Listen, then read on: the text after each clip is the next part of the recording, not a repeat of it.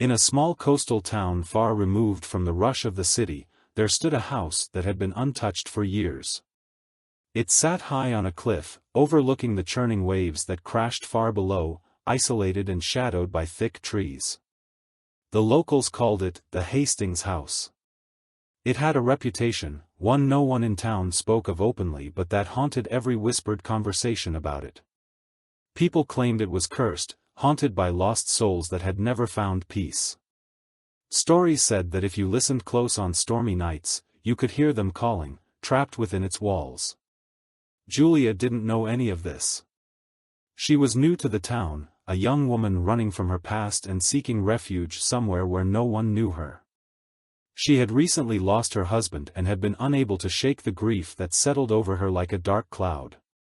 Desperate for a fresh start, she had chosen this town for its quiet beauty and remoteness, and the Hastings House, with its seclusion, seemed like a perfect escape. It was dusk when Julia first arrived at the house.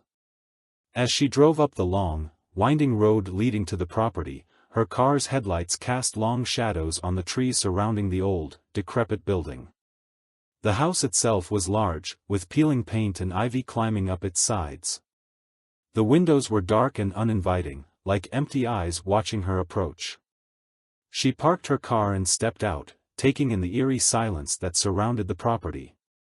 Only the faint sound of the ocean waves crashing against the cliffs could be heard in the distance.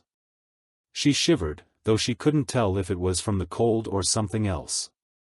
As she took her first steps toward the front door, the wooden boards of the porch creaked under her weight, and she thought she heard a faint whisper carried on the wind. She paused, looking around, but there was no one there. Just her and the empty house looming before her. After fumbling with the old key that the landlord had given her, she finally managed to unlock the door. It swung open with a groan, revealing a dark, empty hallway. Dust floated through the air, and the faint smell of mildew clung to the walls. She flicked on the light switch, but nothing happened. The electricity must have been off for years. With a sigh, Julia set down her bags and walked through the house, trying to get a sense of her new home. It was larger than she'd expected, with high ceilings and ornate moldings, though everything was coated in dust and shadows. The house was fully furnished, but the furniture was old, as if no one had used it in decades. She noted a few family portraits on the walls, faces staring blankly back at her from another era. There was an unsettling stillness about the place, as if it had been frozen in time, waiting. Her footsteps echoed as she made her way up the staircase to find the bedroom. The floorboards creaked beneath her with each step. She was exhausted and hoped a good night's sleep would ease her unease. But that night, as she lay in bed, she heard it, a faint, almost inaudible whisper drifting through the house. At first, she thought it might be the wind, but it sounded too human, too deliberate. It was like someone was calling to her from somewhere deep within the house. Her heart pounded as she sat up, listening, but the whisper faded, leaving only silence behind. After a few minutes, she convinced herself it was her imagination, turned over, and fell into a restless sleep. The next few days passed uneventfully as Julia settled in, unpacking her belongings and trying to make the place feel like home. She visited the town a few times for supplies, and though the townspeople were polite, she noticed them exchanging glances when she mentioned where she was living. A few even looked at her with pity, and one elderly man at the hardware store shook his head and muttered, "Some houses are better left alone." Julia laughed it off, assuming it was just a local superstition. She had no interest in ghost stories, she was here to heal and rebuild her life. But each night, the whispers returned. They grew louder, more insistent, filling the silence of the house. Julia found herself lying awake, straining to understand the words, but they remained just beyond her grasp, like someone calling from the edge of a dream. She began to feel watched, as though unseen eyes were observing her every move. One night, after the whispers woke her yet again, she decided to investigate. She lit a candle and wandered through the darkened halls, following the faint sound. Her footsteps seemed deafening in the quiet house, and with each step, the whispers grew louder. They led her to the second floor, to a room at the end of the hall that she hadn't entered before. She opened the door and stepped inside, her candle illuminating a small, dusty room filled with old furniture and toys. It looked like a child's room, untouched for years.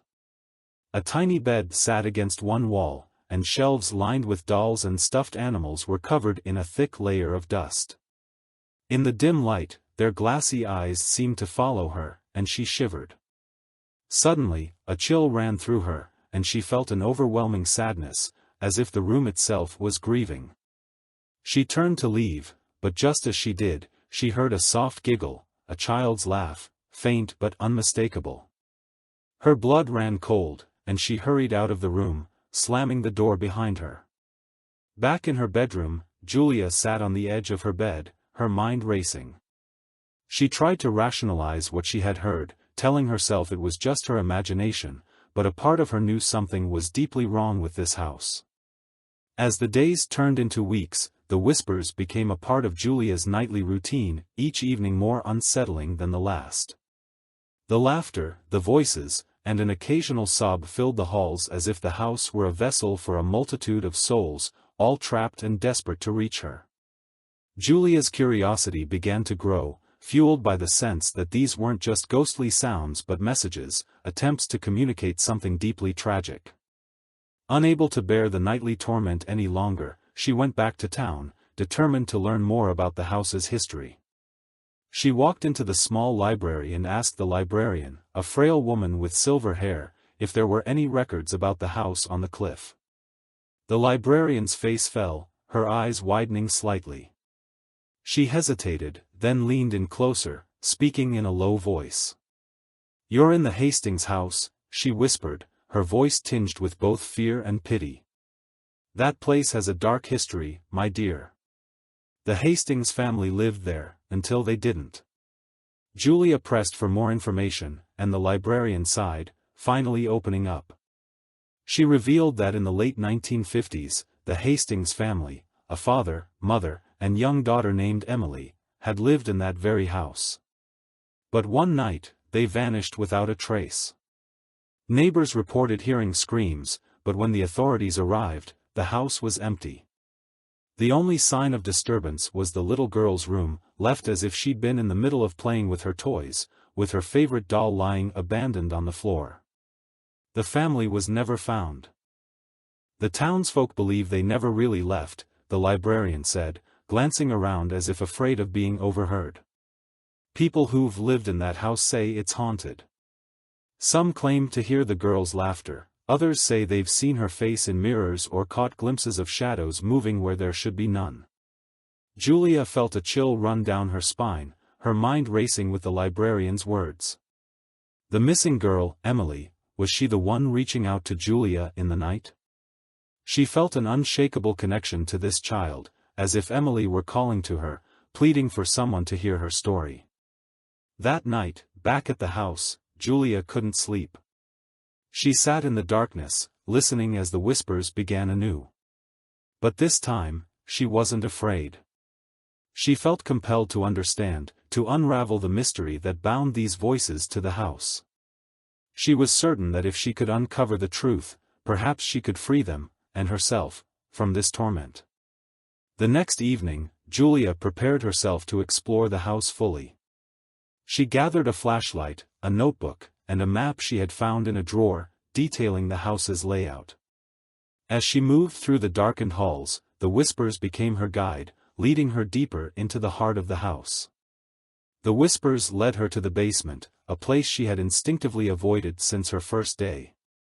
She hesitated at the top of the stairs, feeling a wave of dread wash over her. But the voices seemed to urge her on, calling to her from the shadows below.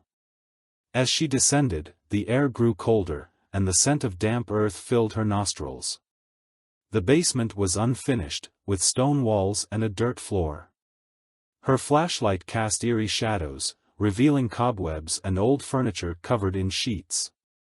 But as she moved deeper into the basement, she noticed something strange, a small door hidden behind a stack of crates. Her heart pounded as she cleared away the crates, revealing the door. It was small, as though meant for a child, and it looked ancient, with rusted hinges and a tarnished brass handle. Julia hesitated, her hand trembling as she reached for the handle. Taking a deep breath, she pulled the door open. Inside, she found a cramped, dimly lit room, its walls lined with old photographs and newspaper clippings. She stepped inside, her flashlight illuminating the faded images of faces she didn't recognize. But one photograph caught her eye, a young girl with wide, sad eyes and curly hair, clutching a doll to her chest. The name scrawled at the bottom of the photograph read, Emily Hastings. Julia's heart raced as she studied the photo. She felt a surge of sorrow, as though she could feel the girl's pain radiating from the photograph. Beside the photo was a note, written in frantic handwriting, its ink smeared and faded. "She's calling to me. I hear her every night, begging for help, trapped in the darkness. I must find her. I must set her free." The room seemed to close in on her, the air growing thick as the whispers swirled around her, louder than ever. Julia clutched her head, feeling as though the voices were consuming her mind, filling it with fragments of Emily's memories, her fear, her despair. It was as though the girl's spirit had reached through time, embedding her story into Julia's very soul. She stumbled out of the room, her heart pounding, and raced up the stairs, slamming the basement door behind her. She collapsed in the hallway, gasping for breath, her mind racing. She knew now that she couldn't leave, not until she understood what had happened to Emily and the Hastings family. Julia's discovery in the basement left her shaken, but she was determined to understand the mystery that haunted the Hastings house. The more she uncovered, the more she felt connected to Emily, as if the little girl's spirit had latched onto her, drawing her into a web of despair that had festered within the house for decades. She began spending her days researching everything she could find on the Hastings family, combing through old newspapers, historical records, and even interviewing the few remaining elderly townspeople who had been alive during the family's disappearance. But each answer only led to more questions.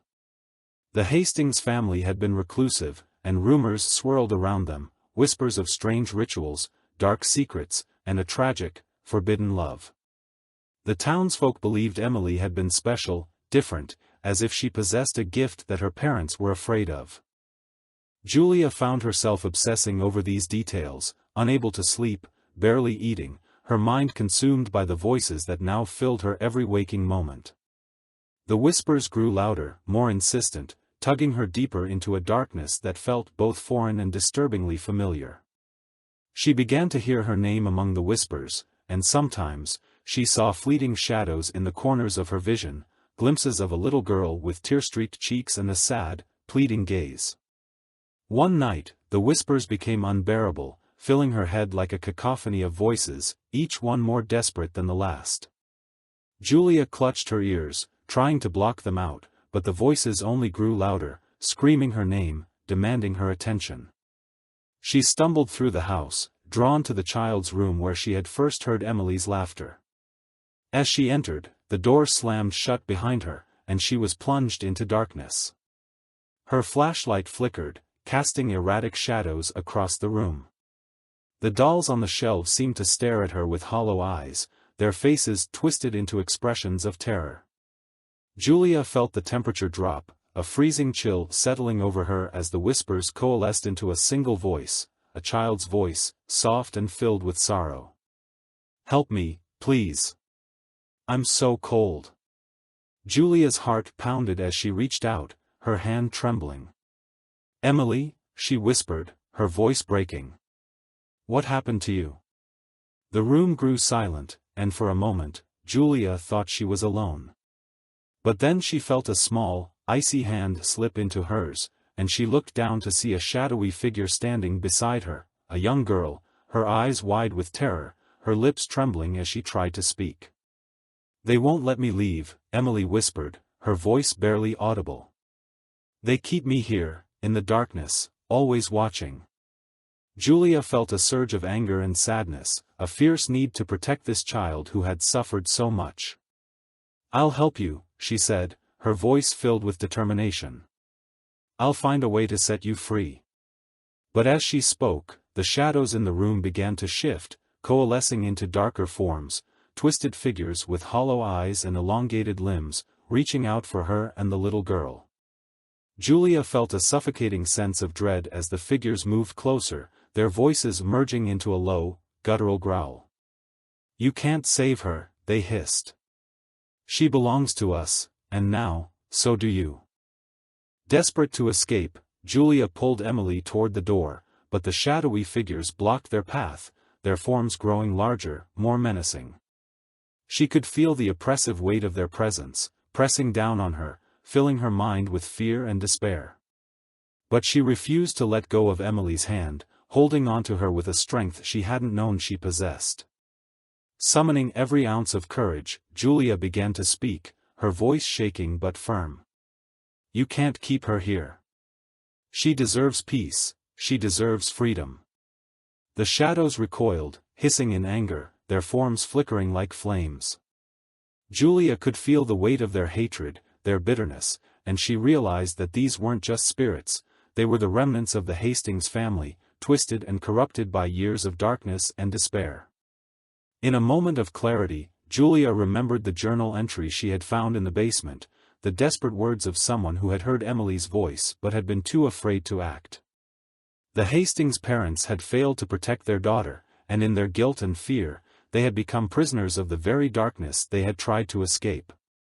Julia tightened her grip on Emily's hand, her voice growing stronger. "I won't abandon you, Emily. We're leaving this place, together." The shadows screamed, their forms writhing in agony as if her words were burning them. But Julia held her ground, refusing to be intimidated. She pulled Emily toward the door, and as they moved, the shadows began to dissolve, their screams fading into a haunting silence. With each step, the darkness lifted, and Julia felt a warmth spreading through her, filling her with a sense of peace and relief. She led Emily out of the room, down the stairs, and through the front door, stepping out into the cool night air. As they crossed the threshold, Julia felt Emily's hand slip from hers.